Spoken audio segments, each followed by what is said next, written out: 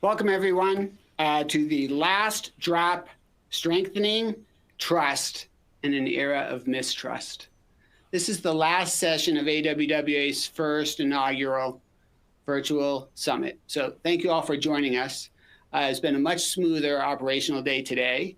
And I'll have a little note at the end for all of you about the things that you may have missed yesterday. So this is a great session. I personally asked for the opportunity to be the facilitator of it because we have a star-studded group of speakers talking about something that we all know to be very important. We'll be talking about trust. We'll be talking about communications. A couple pieces of background for everybody before I introduce our star-studded lineup. First, this is AWWA's new strategic plan. You can find it on our website. Part of the reason why it is so important is because we've added the new core value of strengthening public trust. And that's why you've heard us talk a lot about that. So I hope you go find this and take a look at it. Also on our website, you can find a new publication that we have, which is called Trending in an Instant. This is great guidance for how do you manage conversations, be involved in conversations in a modern day social media type of place. Also, the Water Utility Manager's Guide to Community Stewardship, another great guidance piece about how to best engage with your community and how to build that relationship in advance so that when you're trending in an instant, you can handle the conversation with trust already. So all of those have to do with trust. All of them have to do with communication. And that's the sort of thing we want to talk about here today. As it relates to trust, AWWA did a survey in June, so in the heart of COVID. I mentioned this in my opening remarks as we opened up the virtual summit. And in that survey, we know that 80% of the public feels that their water is excellent to good. Right? So the water quality, they trust that water quality, 80%, that's four out of 5, and you can sell Trident gum on that. And so you can sell tap water on that. The but in that sentence is that when you look at certain communities, in particular the Black and the Hispanic community and the under 100 grand income communities, you have less trust than that 80%. So 80% is an average spread across everyone. But when we get into certain demographics, that trust breaks down a little bit. So that's important to address that as well. Then communications seems to be the key to building that trust, right? Our research also shows that the people who remember getting communications from their utilities have greater trust. And those that get communications on a regular, consistent basis, so they feel engaged with their utility, that creates more public trust. And so there is more work to do. We'll be doing that as part of our strategic plan looking forward through the deadline of 2025. And we've assembled the team to do that. So let me introduce to you our 4 guests. We have Melissa Elliott, president of AWWA, but in her day job, she is the director of Strategic Communications Services with Raf Tellis, and she is, as I said, the president of AWWA. So she is communicating on a broad spectrum right now with us. We also have George Hawkins, founder and president of Moonshot LLC, one of the most dynamic speakers, advocators for water of anyone I know. We have Sue McCormick, CEO of Great Lakes Water Authority, one of the greatest utility managers, has dealt with some of the hardest issues of any utility manager I know of in controversial situations, and always is an advocate for building trust. And finally, we have Seth Siegel, author of the renowned Troubled Waters, What's Wrong with What We're Drinking. Great book. I recommend it to all. I will quote a little something out of it later. And I would also reference page 149, which has a wonderful quote from the CEO of the American Water Works Association. So Let me turn it over to our speakers. Melissa, we're going to start with you. Give us a little bit more about how you intersect with this topic of trust, communications, water, and a little bit more on your background if you would like to do that. Sure. Thanks, David. So one of the reasons I ran for AWWA president was that I really wanted to elevate the conversation about the value we bring to our communities. And look, my whole career has been spent helping utilities tell their stories. And it's gratifying for me personally that to see this issue really rise front and center. It's been a really big part of our virtual summit the last 2 days. And frankly, it's just a big part of the work that I do with utilities across the country. Look, we're getting a lot better on communications. We're seeing a lot of progress on the area, but there's a lot more we can do. And I think we're going to get more into that today. So, I've never heard a utility say, man, we just over communicate. We communicated too much about that particular topic. But I hear a lot of, we didn't really know what to say, so we kind of just punted. And I'm just going to say punting's not a strategy, right? And we know that. So the survey David talked about really does get to that a bit. We've got the vast majority of respondents who couldn't really recall hearing from the utility recently. And I think that really does. That's part of that intersection. That's the bridge we need to build to create that trust, is the communications piece. So really excited today to be on this panel and looking forward to hearing what others say. Thanks, Melissa. I still think I'm still really proud of the water utilities who are communicating, because they were communicating during COVID.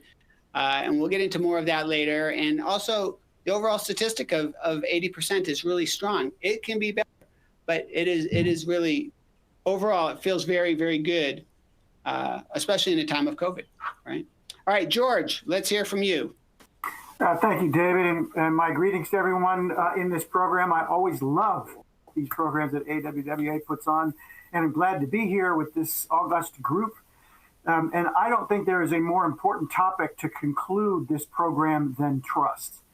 When I started in DC, I had the same challenges that all of you who are on this program have with aging infrastructure and new contaminants and problems with storm flooding and water main breaks and the whole rest. All of us have that.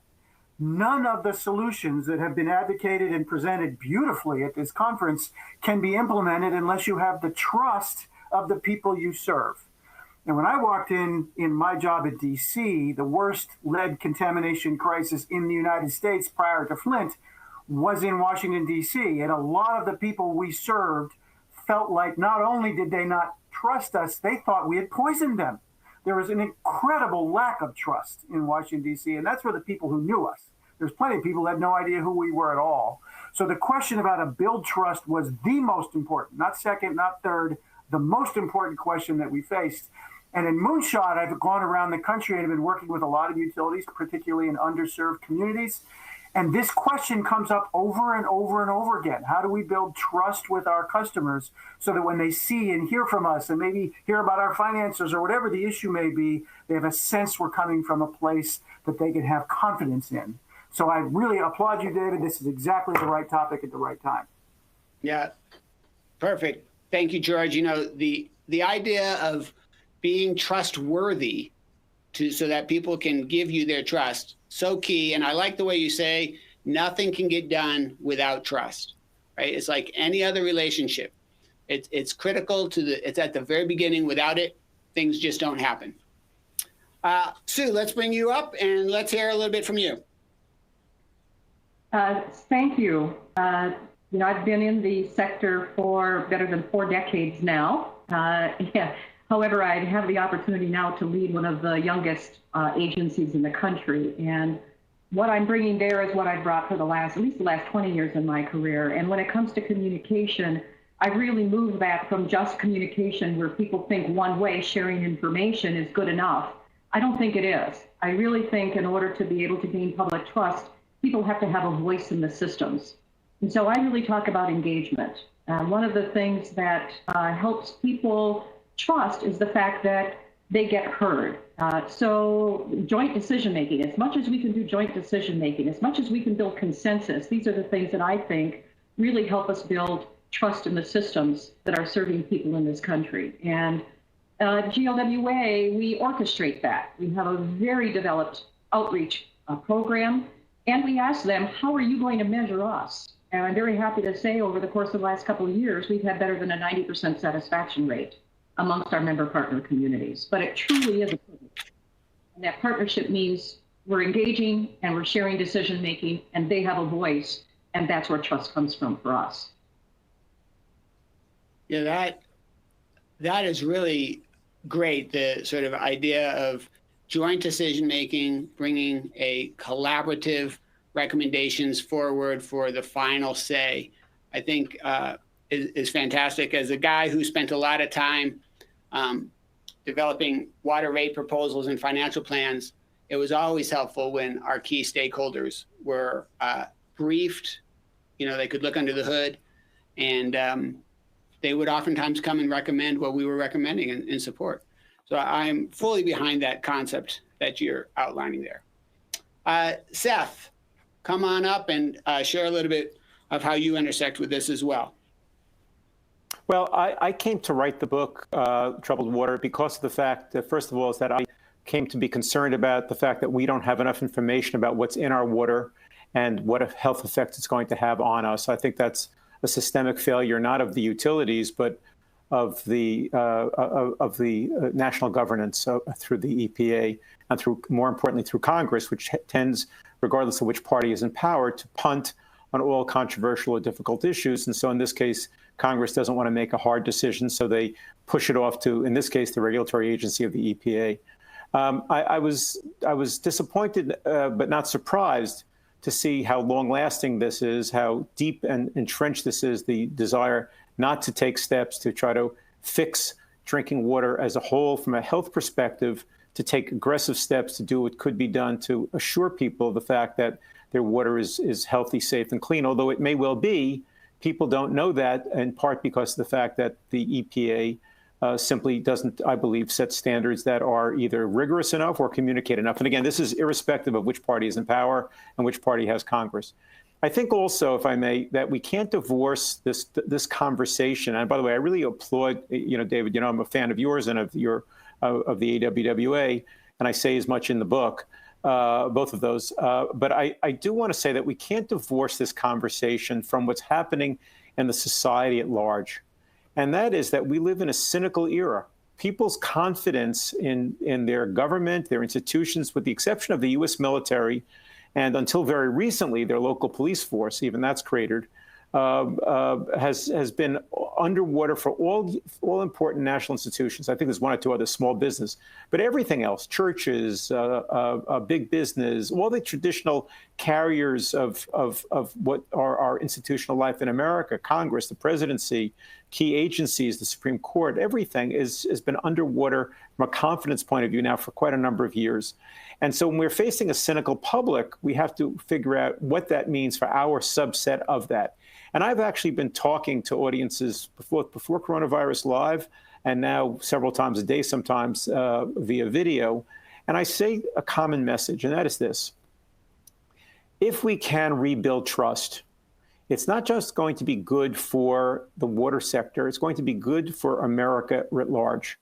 And that is because when people understand that government can take on difficult topics, whether it's locally by the utility, whether it's by the state or by the EPA, when the government can take on difficult subjects and deliver results and communicate those results to the public, it gives the public reason to believe that government can take on more important and other challenges. So I think that what we are involved in is not just being sure that we learn how to communicate better for our own sake and our own industry, but that we have the opportunity here to actually lead a way back to civic trust and civic confidence in governing institutions. I have a lot more to say about this. I'm sure it'll come out in our conversation. Yeah. Great. Seth, I love that. And I think all of our listeners would be happy to help lead on that issue. And, when you think about it, water touches everyone. So it's the perfect institution to help lead on that issue. So that's fantastic. All right, so let's get into some longer format questions here. Melissa, I'm going to come back to you to start us off again. You are the communications professional helping lots of different people, lots of utilities with their communication strategy, their strategic strategy. So can you talk a little bit about some of the challenges and maybe even more important, the opportunities that you see for utilities today, maybe through COVID era, and then even beyond that, where you see us going? Sure, David. Well, look, our industry's lagging in communications in several ways, and that all really stems from how we're set up, right? So no one really chooses their water provider or which water utility or which utility handles their wastewater services, right? So I would submit to you that if people did choose those things, we'd actually be communications leaders, because there's so many great stories to tell about what we do. I mean, Seth wrote a whole book about it, right? So there's definitely lots of stories out there, but here's the areas that we really are lagging in our communications, and we're seeing a lot of this right at this moment, right? Because digital communications, our websites, our social media, communicating visually through images, video, graphics, for many of our utilities, even our service providers, this is not an area we come to with strength, right? And that's what we got right now to work with people and for them to interact with us. And we're challenged in a lot of places there. Second, we've been ignoring the majority of our audience in a lot of cases. So sure, we communicate with our customers. We at least are sending them a bill. But in many communities, more than half of our consumers aren't direct customers, and we often completely ignore them. And this is particularly true in communities of color, where you have a lot less homeownership than you do in communities that are predominantly white. And so, as David mentioned, we've got some trust and challenges in with Black communities, with Hispanics. That came out in our survey. This is an area that we are lagging on for sure. Third, we really like to focus on our infrastructure and also our facilities instead of people.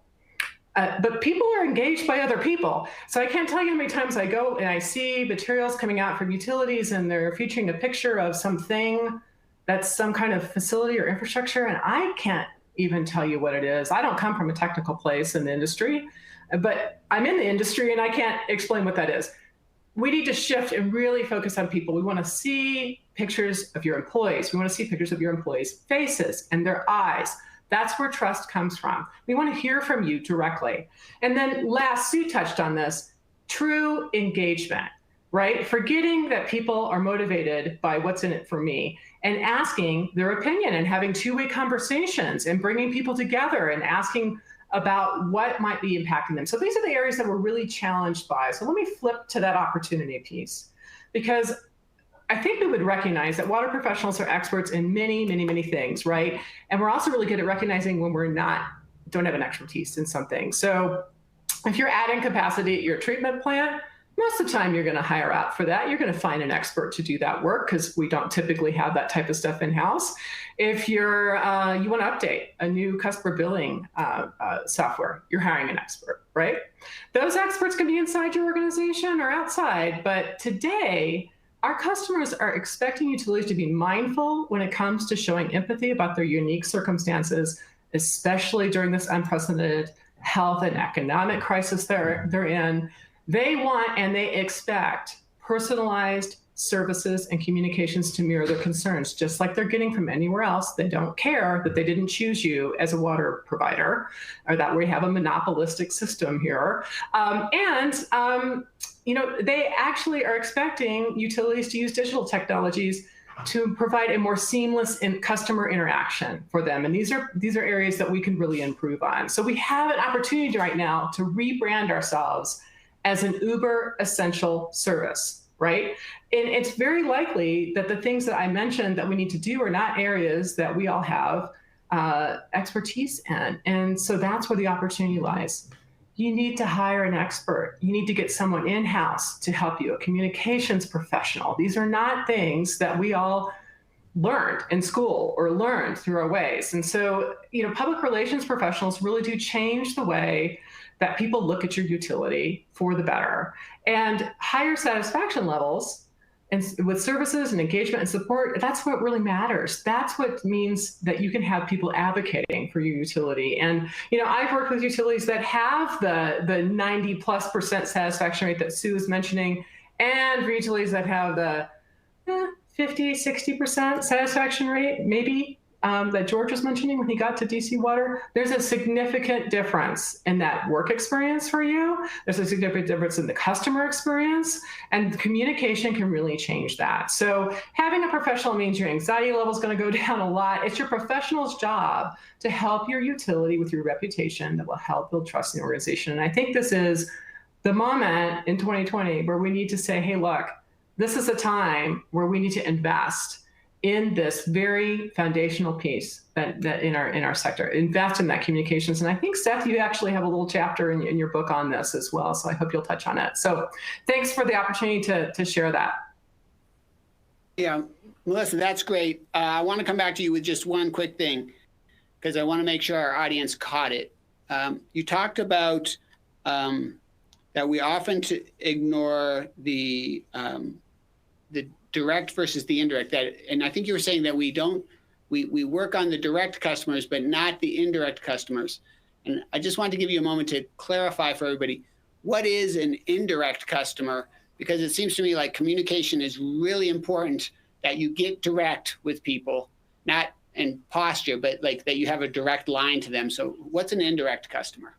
Yeah, thanks for letting me clarify that. So typically for utilities, direct customers are our customers, so the ones paying the bill, right? So we know their address at least. Oftentimes we have a little bit more information on them as well. And we're at least communicating with them through a bill, but oftentimes we'll use other ways. And indirect are all those folks that rely on our services. So if you live in an apartment building or you're working in an office building, you're a consumer of those services, but you're not directly hearing from the utility. Helpful. And so the idea that the entire community is our customer, not just the people paying the bills, right? That's what I think you're going. Absolutely. I think someone said it in the chat today. Look, we're anchors in our community, and that's how we should be communicating. Exactly. Sue, let's shift over to you. We'll talk about some real experiences that you're having with Great Lakes Water Authority. You know, it's been around for about 5 years now. It was birthed from a position of controversy and some tensions, and this was the bright, shining outcome of it. So can you talk a little bit about some of your personal experiences and the importance of trust in creating this new authority? Sure. I'll go back to what I mentioned about really truly having this partnering approach. People tell me after the fact that a part of what was really important was the success that we were already having in working together as communities in Southeast Michigan. I'd been the lead at DWSD for about 4 years before the authority launched, and had begun this process of working in this truly engaged manner, being present and trying to share decision-making with customers on a variety of issues. When we launched the authority, they were actually the advocate for the authority moving forward. And frankly, for me being retained as the first CEO, which you know, very fortunate for me. What I will say about this is the benefit of that is real. I'm going to give an example, a real life example that we had. 20 months after our startup of operations, we experienced the largest water service interruption that the regional system had ever experienced. Over 250,000 people in 13 communities, all in one of the 7 counties that we serve, out of service. They were basically either completely without water or without sufficient pressure to avoid boiled water situations. By the following Sunday, in less than a week, all the boil water advisories had been lifted, and the public sentiment, as measured by the press and the social media, was 90% neutral and 2% positive. And you say, how can that happen? In this kind of catastrophic event, how can you get neutral press, 90% neutral press, and a little bit of positive? And I believe it's really attributable to 2 things. First, there was great on-the-ground response by all parties, coupled with very open, honest, frequent communication and actions based on the precautionary principle. The public understood we were primarily interested in making sure that they could have confidence in what we were telling them, confidence in their water, and confidence that we were handling the situation in the best way possible. We coordinated emergency operations through the county rather than opening our own, because the county could talk to all of those facilities that we might not have direct relationship with, because we're one step removed from the local system as a treatment services provider. And so that gave us that direct connection with the local party. We did a lot of the communication, boil water advisories. We had the press in, we did press conferences, we did press calls. We did all of that, all of the things that you should do in a situation like this. Lots of interviews with print, broadcast, digital. Our tone was apologetic, right? So that the public understood that we understood that this was a terrible thing for them. A great example of empathy was in one of the press interviews. I was asked the question, well, what's the cost of this water main break? And I said, don't measure the cost and what it's going to cost GLWA to repair this break. We're looking at the cost being the experience of people having to be relocated out of hospitals, to have their surgeries rescheduled, to have parents dealing with schools being closed and what they're going to do to meet their job requirements and take care of their children and the businesses that are impacted. After the fact, if you want to know what it costs just to repair the main, we're happy to provide you those final results if you're still interested. And so we wanted to make sure that the public understood it was them that we were interested in, not defensive about our own experience, not talking about what it was going to cost us, but recognizing what the cost was to them. I think the second contributing factor to the results that we saw in the public's response and the media response was we had this great outreach process. We identified this reliability issue in this section of the system as one where we didn't have looping.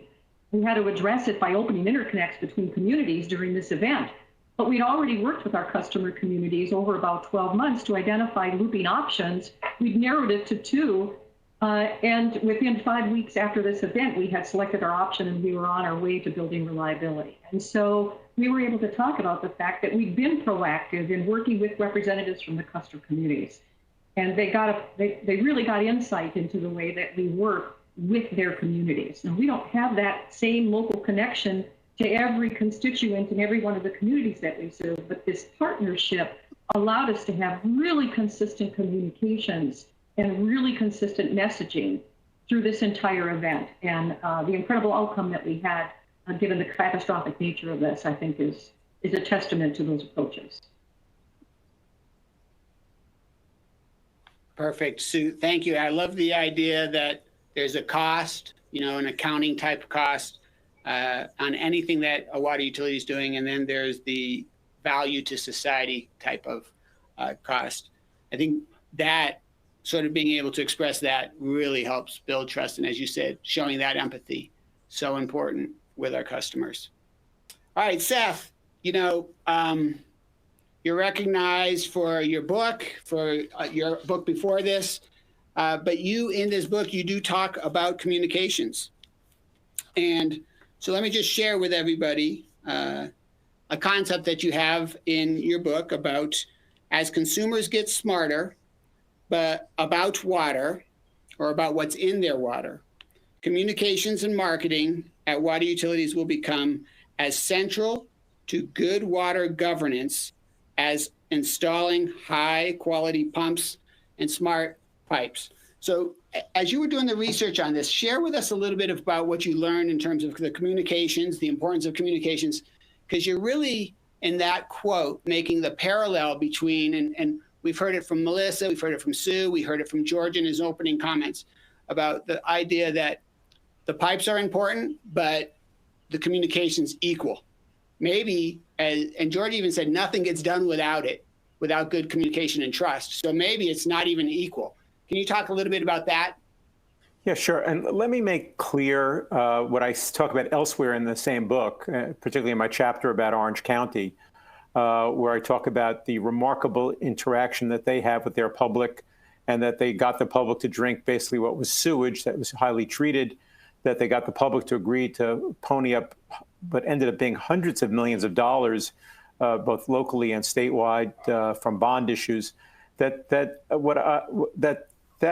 process is one that it requires time and focus. It's not a hit and run type of thing. But the other point I want to make is that what I am not talking about for sure is that even though it's as important as those pumps and those smart pipes, what it is not is equal in cost. And so that's what's important for everyone to keep in mind. With Orange County, I had them go back and go through their books to help understand exactly what it is that they spent. In the most difficult period, they spent a total of 0.2% of their annual budget that includes staff person that they hired to manage the process. They spend 0.2% of their total operating budget on marketing and communications. And so that may be a little too little for very small utilities. That may be a slightly higher number. But that's the order of magnitude that I am talking about. I'm talking about not scaring people off by thinking, oh my God, we're talking about millions of dollars a year or some other similar cost. This is a small cost, and it is a cost that will pay for itself in terms of community support, maybe even community partnerships that will be helpful to you. The other thing I wanted to point out to everybody, and this is something that I got from one utility after the next, and from all kinds of people I spoke to about water. As we know, everyone gets a consumer confidence report on an annual basis. And I'd like to put a challenge to the several hundred people who are watching this now. I'd like to say to you, take the most recent consumer confidence report that you have issued and give it to a friend or family member who is not in the water industry, but whose intelligence you respect. And ask them to read it.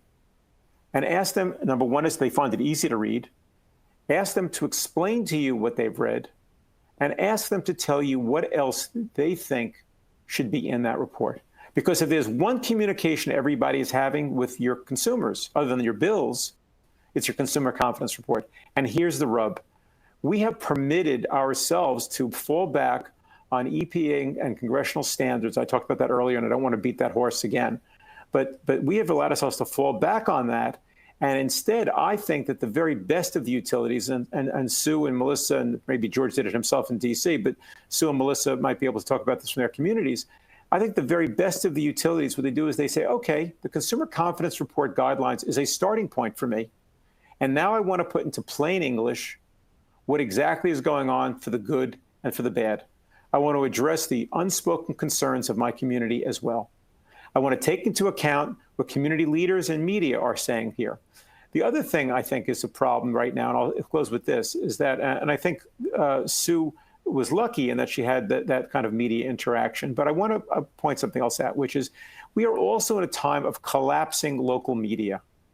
So as a result of which, there no longer is an infrastructure reporter at your local newspaper because there no longer is a local newspaper. But that institution has largely been replaced by local bloggers, by local newsletters of other organizations. And I think that also becomes incumbent upon all the different utilities to reach out to find out who those local bloggers are who are talking about the community, to invite them in, to share with them what's going on, to educate them, so that when there is a boil water alert or some other crisis, you have the kind of goodwill that Sue was talking about that makes it very easy for people to believe in you. No one is expecting perfection. I mean, a couple of crazies are, but ignore them. But no, most sane, fair people are not expecting perfection. What they are expecting is full effort and full engagement, sometimes called empathy, but whatever terms you want to use to describe it, that's what you need to do. Thank you, Seth. I like listening to you, I take all of that and sort of condense the small investment down in communications to the ROI on communications, on a communication strategy is high. Extremely, extreme. That's exactly the case. By the way, if I can just add one more quick thought, and that is this, that I know earlier someone said that 80% of Americans trust their tap water, but there's a countervailing statistic that can't be answered or explained by that, and that is that 1/3 of Americans refuse to drink tap water and will only drink bottled water, and that another significant percentage trust their tap water because they are bringing in special treatment for it, reverse osmosis at the high end or other things at the low end. And another 1/3 of Americans say that they largely drink bottled water, and that approximately 55 to 65% who are bottled water drinkers, 60% of that bottled water is not consumed in the office or on the road, but is consumed in people's kitchens. So there is a countervailing statistic that when people say they trust their water, we have to look at the other piece of this. And I think we need to, in a sense, be macro and micro. And I'll stop here. We need to be macro by addressing the community as a whole, but we need to also have that conversation with the homeowner, with the homemaker, with the high school teacher to understand what their perspectives are, and so that we can address it, not to speak from on high downward, but to understand what their concerns are and to address it in a proactive way. Perfect. Perfect. I mean, that's another great theme that we sort of heard echoing through this conversation of, macro, micro, talking to the individual, whether they're a direct or indirect customer, all of that, I think, is part of the challenge of transforming as we go forward. All right, George, let's bring you up. You're sort of famous for always wearing the utility employee outfit while you were at DC Water, wearing the brand on your shoulder, literally, and you would wear that everywhere that you went, every single day. You would wear it when you stood in front of Congress. And so I believe there was a communication strategy that you had, a brand value strategy that you had at that time. Talk a little bit about that, but then I'd like you to talk about how you took the principles of that and you're extending it into Moonshot. Sure. And I love this conversation. And this question connects to a point that Melissa made up front, which I had a somewhat different kind of take on. It is absolutely true that in Washington, D.C., or any place that we exist, we have a monopoly. Although Seth is right, you don't actually have a monopoly. Someone can spend their money on bottled water. Poor people do more than wealthy, and they spend a lot more of their disposable income. It's a terrible outcome. So there's choices they can make other than using our service. And second, to me, every ratepayer had the most powerful choice, which is, would they support us when we came forward with any request for a rate increase or to come into their neighborhood to do a project? There's all sorts of power that ratepayer has within this monopoly to make decisions that have consequence on us. I started wearing the uniform, and some good ideas start from happenstance. Our uniform shop brought me one, and I never thought of it. So I just wore it one day, and it was a pretty big sensation in the enterprise that I was wearing the uniform. But I've told this story before. I was at a water main break in Adams Morgan in D.C., which is not far from where I lived. And I was walking home from it because I would typically go to every major water main break to talk to the community and hear about their concerns. And someone came up and tapped me on the shoulder and said, "I want to work for you." And my reaction was, well, great. What do you like to do? And he said, well, I've always wanted to work for the Department of Corrections. So he had looked at the logo on my coat and thought I worked for the Department of Corrections. And that really was a pivotal moment to me, because the question of branding, which is often considered, oh, that's not the important part, that's the emblem of the enterprise to the community we serve. And the question is, when people see it on a truck, do they know who we are? Do they see it on a coat or a place, or someone's coming to a door? Do they know who that is in the first instance? Do they have any idea who that is? If people didn't know it was us, why would they pay more money for it? We had 600 trucks driving all over the city, and if they didn't know that logo was us, they didn't know we were there taking their money and doing valuable work in their neighborhoods. I wanted our employees to feel pride when they put it on, and I miss that about the job more than anything else, was putting on that shirt every morning because I could feel it. It's like it was a burst of energy.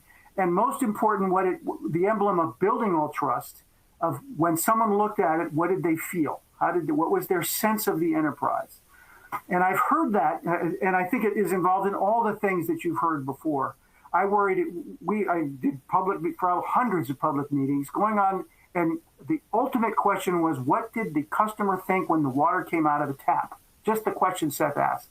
And what would we be able to do to ensure that person trusted in it and wouldn't buy bottled water but would use ours? And how was it represented by the branding effort?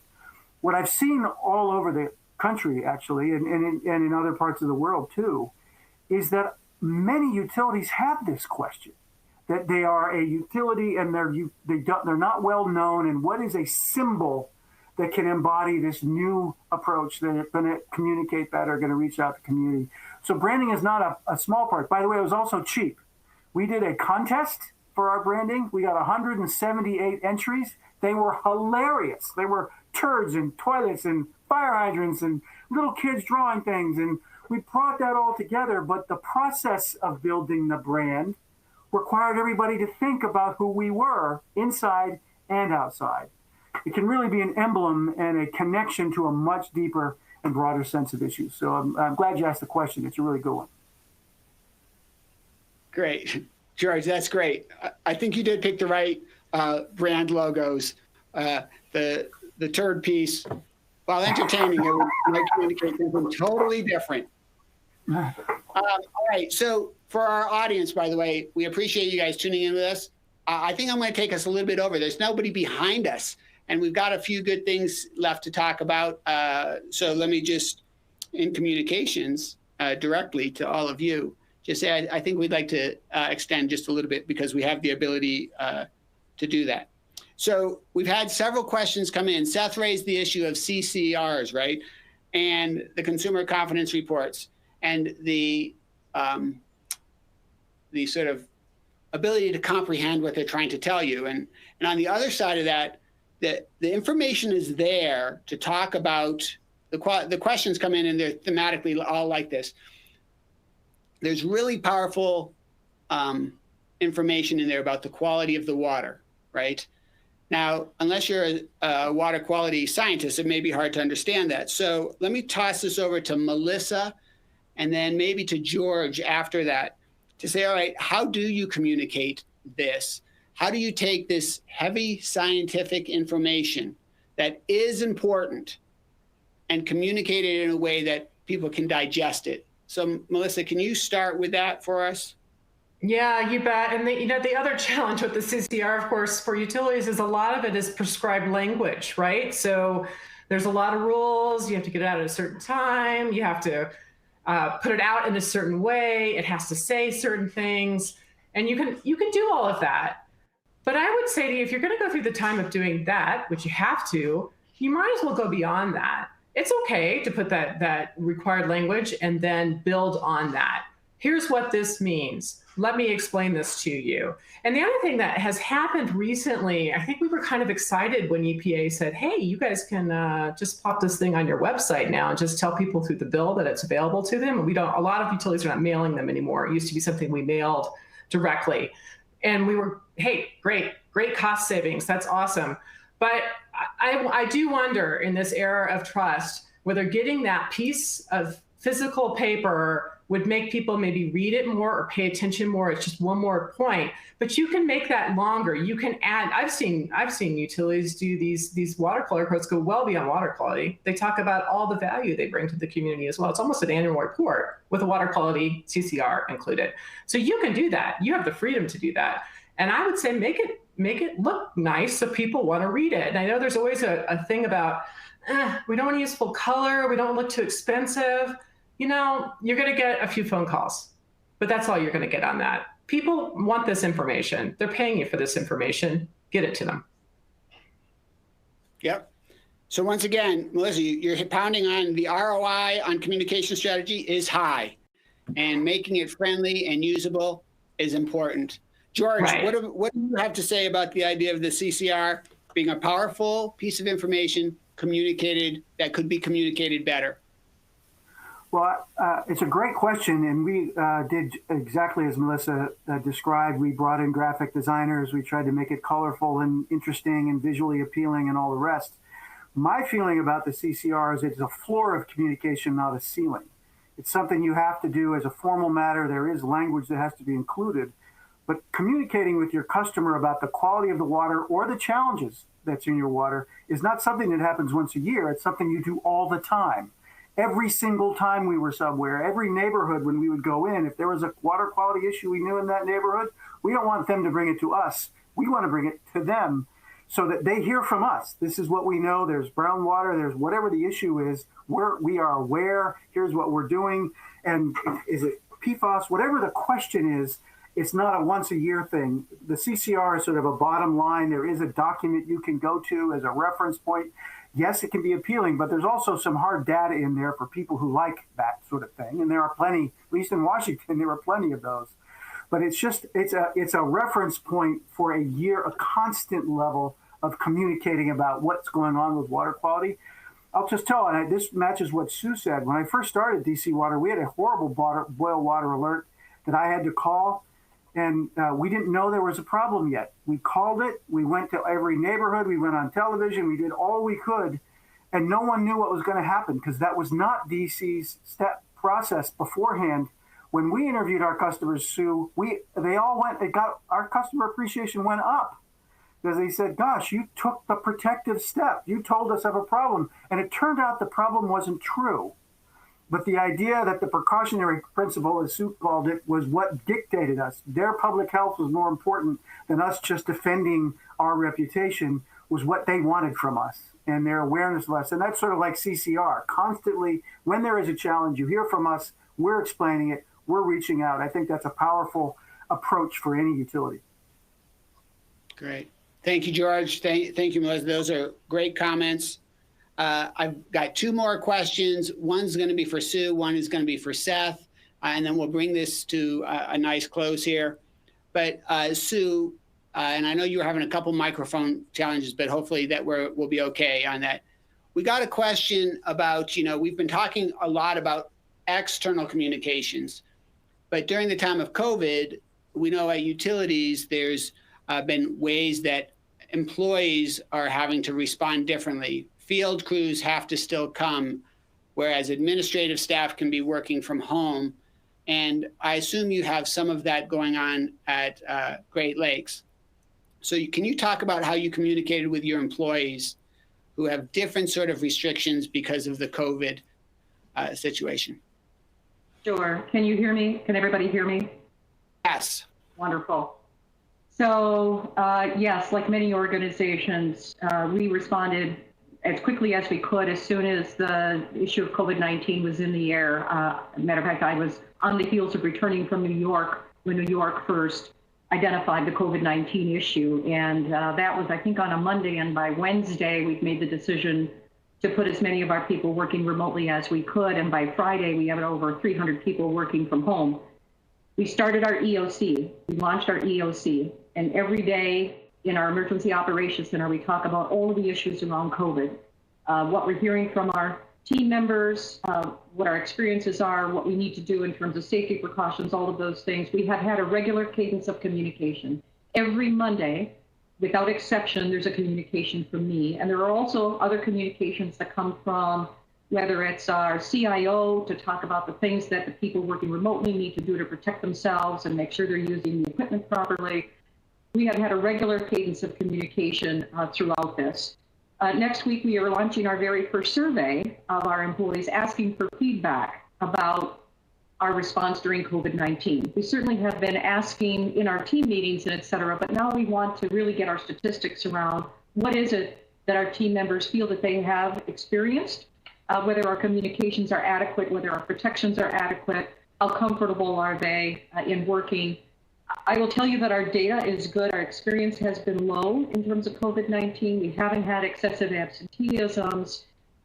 We have been recognizing our team members with a recognition stipend for those that are working on site. We've had employees express a lot of appreciation for how we have handled this, but now I want the data to see what it is more that we can do. The communication throughout this, both for our team members on site as for those that are working remotely, making sure that they're not going to feel detached from the organization, and to continue our culture, our internal culture for collaboration. That's very, very important. So that's great. And in many ways, it sounds like you're practicing the same thing internally as you are out externally, where it's an engagement process, not just a one-way communication process. Is that right? We're the same internally as we are externally. Absolutely right.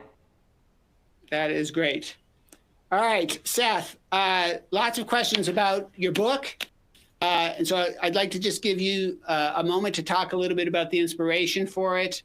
And one of the specific questions that we got about it is people are aware that you are giving proceeds from the book to charity, and they were wondering if you could speak about the charities that you're giving proceeds to. Sure, of course, great.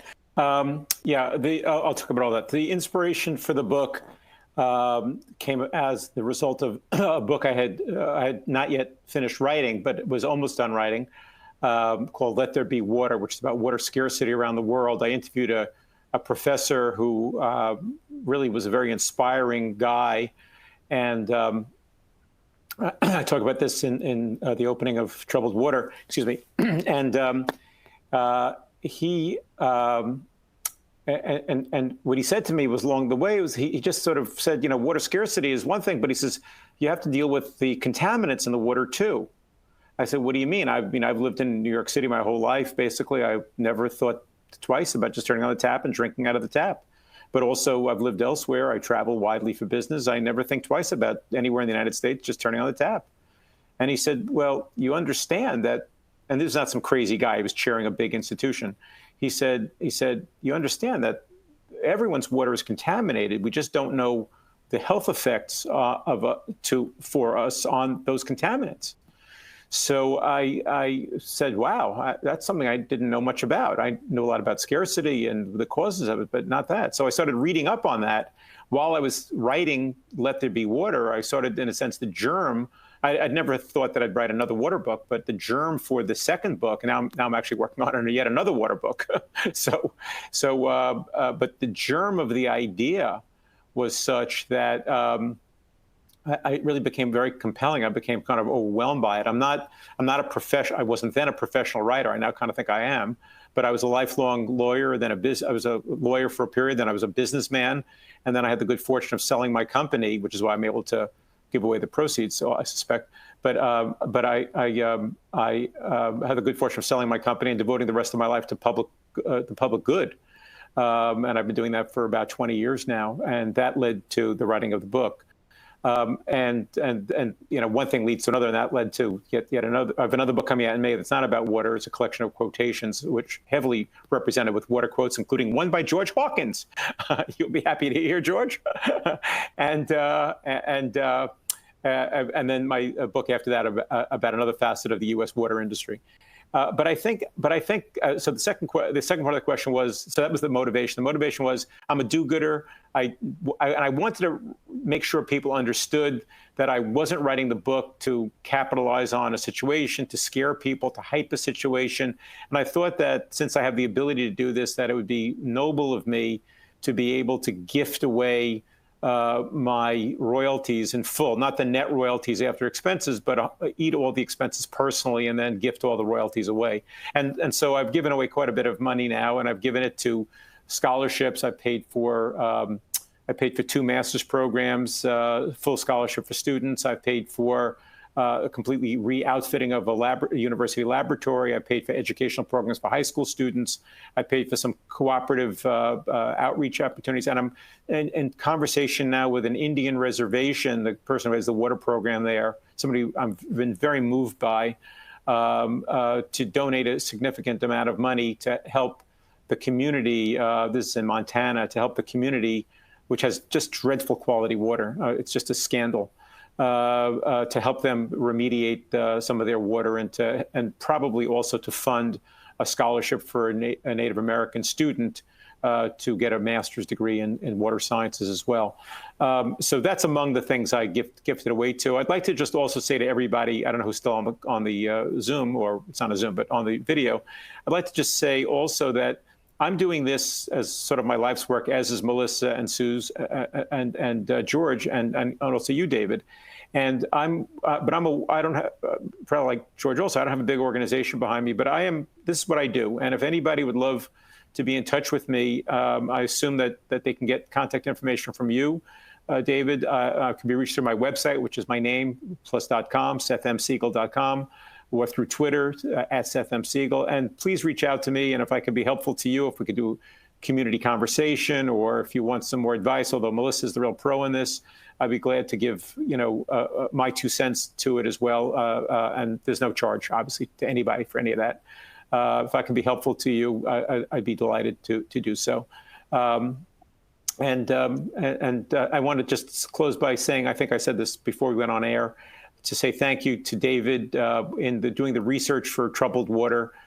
David and Tracy Meehan, his Washington office, and Greg Kale, your communications director. And after I finished the book, Melissa, have all been just magnificent friends, helpful in educating me, sharing insights. And I just can't say enough wonderful things about the AWWA. I mean, like all big organizations, sometimes people throw things at you, but you guys have done just great things for your constituent members and for our country as well, and also outside of the country. So I wanted to thank you for hosting this, and thank you for all the great things you do. Well, Seth, thank you for that. In many ways, we are an institution working hard to be trustworthy. And we feel as though we're having good success in that, but that job is never done, and we'll continue doing it. I love the story of the creation or the germ for making the book. And the fact that you do it for good, and anyone who purchases it and reads it will also be doing some good through you. And because we'll go to good causes that it sounds as though we all would want to support. All right, I'm going to do a rapid fire question and answer here, or I'll phrase a question. All four of you get to give me a rapid fire answer to it. And then I've just got 3 quick announcements for everybody, and then let you go for the afternoon or evening, depending on your time zone. So Melissa, we'll start with you, then we'll go to Sue, then we'll go to Seth, and then we'll wrap up with George. And here's the question. What is the single most important action a utility can take to strengthen public trust? Invest in your communications program. Whether that's, building on what you already have, or saying, hey, we need to get a part-time person in here to help us with this. Whatever it is, take it up another notch. Perfect. Sue? Be open and honest, the good and the bad. Be open and honest. That's all I can say. The public knows when you're not open and honest. Yeah. Be authentic. Seth? Well, I think that again, from my research, what I found was the absolutely overwhelming majority, may have been 100% of the utilities are run by either finance people or by engineers. And by personality, neither of those groups really love the spotlight. They like to let their work speak for itself. And I think, therefore, what it would be helpful is a small change of identity, a small change of perspective, so that you don't think of marketing as a necessary evil, but that you come to think of it as core and integral to your operation. Very good. Thank you, Seth. And George, final words. Yeah. What I would say, and this connected to branding, as soon as DC Water's new logo or anywhere I've been became more well aware, our performance improved. Because the thing about having open communication is you better get better at what you're doing. I totally agree with Sue. You got to be open and honest. But if you're open and honest and are constantly communicating bad information or bad news, that's going to be really what we found is that the more visible we became, we had to raise our game because everybody knew who we were and where we were. So it's the interplay between communicating more, performing better, communicating about it, then performing better, and it starts a virtuous cycle that, at least in my experience, it can be tremendous for its outcome. So it just built on itself. All right. So as we close, I'll see if I can practice some of the lessons that I've learned listening to our stellar cast here of folks that we have to advise us. So first, I want to thank everybody for tuning in. We had at the end of the summit here, we've got around 300 people staying with us from beginning to end, even though I've gone long. And so I appreciate everyone's time, and I hope you found this as valuable as I did, and maybe as fun as I did as well. I know there are more questions from you, and we will do our best to get those questions to the right people in the hopes that they will respond. And also in our profiles for our speakers, there is contact information there if you wish to contact them. In terms of I'm going to practice Sue here, and in terms of being authentic, many of you tuned in at the end of yesterday where I had the opportunity to address our audience and talk about some technology glitches that we had, and how we were working to rectify those, and how we had plans with our platform partner that today would go just perfect. And so I want to thank everybody for that. And also I want to thank you for understanding that, for all of the emails that I got saying, David, this is technology, this is new, give yourself a little bit of a break. And I really appreciate the support that I got from the AWWA members on that. But I also want to remind you that as part of your registration, the sessions that we have and the sessions that you missed, we will work to get that content available too. but it'll all be available on demand for 30 days. So that hopefully is there for you. You can see the things that you wanted to see that you missed during our challenge. Then finally, I want to thank all of the participants to put on this show. So there are many staff members at AWWA who have dedicated tons of time to make this work. In the opening session, I talked about how this was our inaugural, first ever historic event, virtual summit. And as I did that, you know, even I didn't fully understand the full weight of what the AWWA staff was doing to put this on. And over the past couple of days, I've really grown to appreciate it. I also appreciate all of the support, help, volunteerism of the members of AWWA and the experts who came to share knowledge with all of you. And sharing best practices is another one of AWWA's core principles. We don't deviate from that. We're just presenting it all in a different way than we normally do. And as much as we all do miss face-to-face meetings, and as much as this isn't the same, it is still a good substitute for sharing all of this information. So my thanks for all of you for the work, the dedication, and for caring about water. And that really goes right from my heart. So I will close out here and just simply say, if you want to linger a little bit longer, we have a video to trail off with. And again, thank you all very much for what you do every single day. Be safe.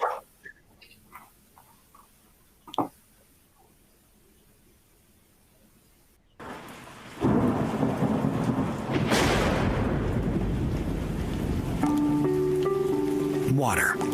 It's what you do. It's everywhere. You need it. You rely on it. You can't live without it. And it all starts with one single drop. From public health to public safety, economic prosperity to quality of life. All water is source water and is involved in everything we do. And arguably the most important resource we have. Safe water is essential to protecting public health, and every advance our industry makes brings us closer to the goal of safe water for all. And that's why providing solutions to effectively manage water is at the heart of our mission. From the earliest forms of water treatment to advanced technologies to improve efficiency and water quality, innovation drives the industry forward and promotes understanding of the economic and social value that water provides. With today's technological advances, we can build and develop innovations that will take our infrastructure through the next 100 years and beyond. Because good infrastructure means good water. Since 1881, the American Water Works Association has been a nexus for sharing, learning, and helping you exchange ideas, innovations, and total water solutions to improve public health and safety. With over 50,000 members globally and 43 sections in North America, our presence is large and our impact is massive. And that's a good thing, because you have important work to do. In the future, our focus will be on developing sustainable solutions to protect and conserve our most precious resource. Increased challenges in water quality, quantity, and effects of climate change require innovative ideas and integrated water solutions, like smart cities and green technologies. Safe, consistent, accessible water is key to economic success. And when compromised, it reminds us of the immense and extraordinary value that water provides. Together, it's our job to build a better world through better water, one drop at a time.